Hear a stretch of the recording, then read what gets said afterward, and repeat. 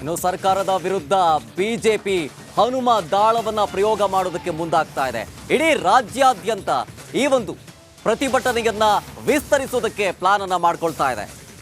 ರಾಜ್ಯಾದ್ಯಂತ ಹನುಮ ಪಾದಯಾತ್ರೆ ಮಾಡೋದಕ್ಕೆ ಬಿಜೆಪಿ ರಣತಂತ್ರವನ್ನ ಹೆಣಿತಾ ಇದೆ.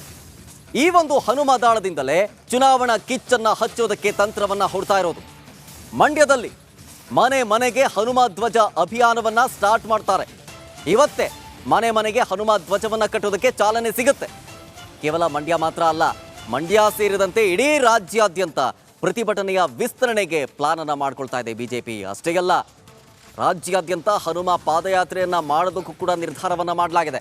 ನಿನ್ನೆಯಷ್ಟೇ ಮಂಡ್ಯದ ಕೆರಗೋಡ್ನಲ್ಲಿ ಪ್ರತಿಭಟನೆಯ ಕಾವು ಎಷ್ಟಿತ್ತು ಅನ್ನೋದನ್ನು ಗಮನಿಸಿದ್ವಿ. ಕೆರಗೋಡ್ನಿಂದ ಮಂಡ್ಯದವರೆಗೂ ಕೂಡ ಬೃಹತ್ ಪಾದಯಾತ್ರೆಯನ್ನ ಮಾಡಿದ್ರು. ಪಾದಯಾತ್ರೆಯ ಸಂದರ್ಭದಲ್ಲಿ ಅಲ್ಲಿದ್ದಂತಹ ಕಾಂಗ್ರೆಸ್ ಫ್ಲೆಕ್ಸ್ಗಳನ್ನ ಹರಿದು ಆಕ್ರೋಶವನ್ನ ಹೊರಹಾಕಿದ್ರು. ಇದರ ಜೊತೆಗೆ ಬಿಜೆಪಿ ಮತ್ತು ಜೆಡಿಎಸ್ ಕಾರ್ಯಕರ್ತರು ಜಂಟಿಯಾಗಿ ಪಾದಯಾತ್ರೆಯಲ್ಲಿ ಭಾಗಿಯಾದರು. ಕುಮಾರಸ್ವಾಮಿಯವರು ಕೂಡ ನಂತರ ಈ ಒಂದು ಪಾದಯಾತ್ರೆಯಲ್ಲಿ ಭಾಗಿಯಾಗಿ ಸರ್ಕಾರದ ಮೇಲೆ ಕೆಂಡ ಕಾರಿದ್ರು.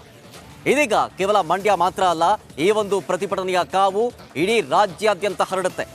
ರಾಜ್ಯಾದ್ಯಂತ ಪ್ರತಿಭಟನೆಯನ್ನ ವಿಸ್ತರಿಸೋದಲ್ಲದೆ ಹನುಮ ಪಾದಯಾತ್ರೆ ಮಾಡೋದಕ್ಕೆ ನಿರ್ಧಾರವನ್ನ ಮಾಡಲಾಗಿದೆ. ಇವತ್ತು ಮಂಡ್ಯದಲ್ಲಿ ಮನೆ ಮನೆಗೆ ಹನುಮ ಧ್ವಜವನ್ನ ಕಟ್ಟೋದಕ್ಕೆ ಚಾಲನೆ ಸಿಗುತ್ತೆ. ಮಂಡ್ಯ ಸೇರಿದಂತೆ ರಾಜ್ಯಾದ್ಯಂತ ಪ್ರತಿಭಟನೆಯನ್ನ ವಿಸ್ತರಿಸೋದಕ್ಕೆ ಬಿಜೆಪಿ ಪ್ಲಾನ್ ಅನ್ನ ಮಾಡ್ಕೊಳ್ತಾ ಇದೆ. ಆ ಮೂಲಕ ಚುನಾವಣೆಯ ಕಿಚ್ಚನ್ನ, ಲೋಕಸಭಾ ಚುನಾವಣೆಯ ಕಿಚ್ಚನ್ನ ಹೆಚ್ಚು ಮಾಡುವಂತಹ ರಣತಂತ್ರ ಇಲ್ಲಿಂದಲೇ ಶುರುವಾಗ್ತಾ ಇದೆ. ಗಮನಿಸ್ತಾ ಇದ್ದೀವಿ, ಮೊನ್ನೆ ಸ್ಟಾರ್ಟ್ ಆಗಿದ್ದು, ನಿನ್ನೆ ಆ ಕಾವು ಹೆಚ್ಚಾಯಿತು. ಇವತ್ತು ಮನೆ ಮನೆಗೆ ಹನುಮ ಧ್ವಜ ಅಭಿಯಾನ ಸ್ಟಾರ್ಟ್ ಆಗುತ್ತೆ. ಮನೆ ಮನೆಗೆ ಹನುಮ ಧ್ವಜವನ್ನು ಕಟ್ಟೋದಕ್ಕೆ ಚಾಲನೆ ಸಿಗುತ್ತೆ. ಕೇವಲ ನಿನ್ನೆ ಮಂಡ್ಯದಲ್ಲಿ ಮಾತ್ರ ಗಮನಿಸಿದ್ವಿ. ಇನ್ನು ಮೇಲೆ ಇದು ಇಡೀ ರಾಜ್ಯಾದ್ಯಂತ ವಿಸ್ತರಣೆ ಆಗಬೇಕು ಅನ್ನೋ ನಿಟ್ಟಿನಲ್ಲಿ ಬಿಜೆಪಿ ತಂತ್ರವನ್ನ ಹೂಡ್ತಾ ಇದೆ.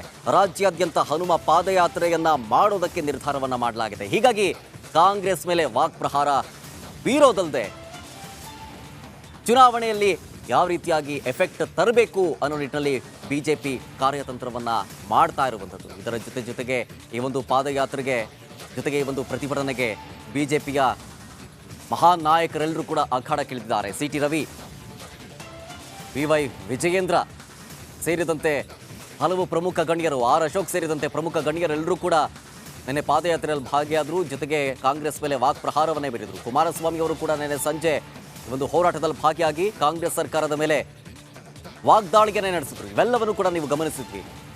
ಅದು ನಿನ್ನೆ ಮಂಡ್ಯದಲ್ಲಿ ಕಂಡು ಬಂದಂತಹ ದೃಶ್ಯಾವಳಿಗಳು. ಆದರೆ ಈ ಪ್ರತಿಭಟನೆಯ ಕಿಚ್ಚು ರಾಜ್ಯಾದ್ಯಂತ ವಿಸ್ತರಿಸೋದಕ್ಕೆ ಬಿಜೆಪಿ ಪ್ಲಾನ್ ಮಾಡ್ತಾ ಇದೆ. ಹನುಮ ಪಾದಯಾತ್ರೆ ಮಾಡೋದಕ್ಕೆ ಬಹುದೊಡ್ಡ ಸಂಖ್ಯೆಯಲ್ಲಿ ಜನ ಸೇರೋ ನಿರೀಕ್ಷೆ ಇದೆ. ಗಮನಿಸಿದ್ವಿ, ನಿನ್ನೆ ಕೆರಗೋಡ್ನಿಂದ ಮಂಡ್ಯದವರೆಗೂ ಕೂಡ ಪಾದಯಾತ್ರೆ ಮಾಡಿದಂತಹ ಸಂದರ್ಭದಲ್ಲಿ, ಬಹುದೊಡ್ಡ ಪಾದಯಾತ್ರೆ ನಡೆಸಿದಂತಹ ಸಂದರ್ಭದಲ್ಲಿ ಕಿಚ್ಚು ಹೊರಹಾಕಿತ್ತು. ಇದ್ರ ಬಗ್ಗೆ ಹೆಚ್ಚಿನ ಡೀಟೇಲ್ಸ್ ಕೊಡ್ತಾರೆ ನಮ್ಮ ಪ್ರತಿನಿಧಿ ವಿಜಯ್ ನೇರ ಸಂಪರ್ಕದಲ್ಲಿ. ವಿಜಯ್, ಒಂದ್ ಕಡೆ ಹನುಮ ದಾಳವನ್ನ ಉರುಳಿಸಿ ಬಿಜೆಪಿ ಬಹುದೊಡ್ಡ ಪ್ರತಿಭಟನೆ ಮಾಡೋದಕ್ಕೆ, ರಾಜ್ಯಾದ್ಯಂತ ಹನುಮ ಪಾದಯಾತ್ರೆ ಮಾಡೋದಕ್ಕೆ ಮುಂದಾಗ್ತಾ ಇದೆ. ಇದು ಕಾಂಗ್ರೆಸ್ ಮೇಲೆ ಯಾವ ರೀತಿ ಎಫೆಕ್ಟ್ ಕೊಡಬಹುದು ಅಂತ ಹೇಳಿ ಮುಂದಿನ ದಿನಗಳಲ್ಲಿ?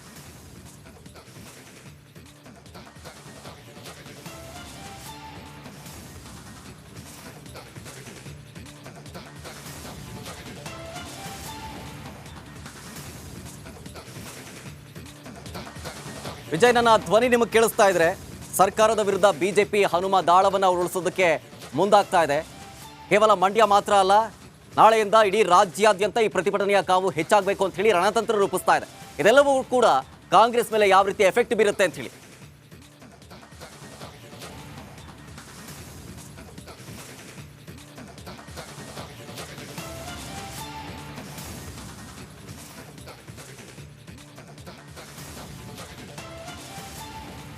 ಟೆಕ್ನಿಕಲ್ ಪ್ರಾಬ್ಲಮ್, ಕನೆಕ್ಟ್ ಆಗಲಿಲ್ಲ. ಗಮನಿಸಿದ್ವಿ, ಸರ್ಕಾರದ ವಿರುದ್ಧ ಬಿಜೆಪಿ ಹನುಮ ದಾಳವನ್ನ ಪ್ರಯೋಗ ಮಾಡೋದಕ್ಕೆ ಮುಂದಾಗ್ತಾ ಇದೆ. ರಾಜ್ಯಾದ್ಯಂತ ಈ ಪ್ರತಿಭಟನೆಯನ್ನ ವಿಸ್ತರಿಸೋದಕ್ಕೆ ಬಿಜೆಪಿ ತಂತ್ರವನ್ನ ಹೂಡೋದಕ್ಕೆ ನಿರ್ಧಾರವನ್ನ ಮಾಡಿದೆ. ಇದು ಕಾಂಗ್ರೆಸ್ ಮೇಲೆ ಯಾವ ರೀತಿ ಎಫೆಕ್ಟ್ ತರುತ್ತೆ ಅನ್ನೋದನ್ನ ಮುಂದಿನ ದಿನಗಳಲ್ಲಿ ಕಾದು ನೋಡಬೇಕು.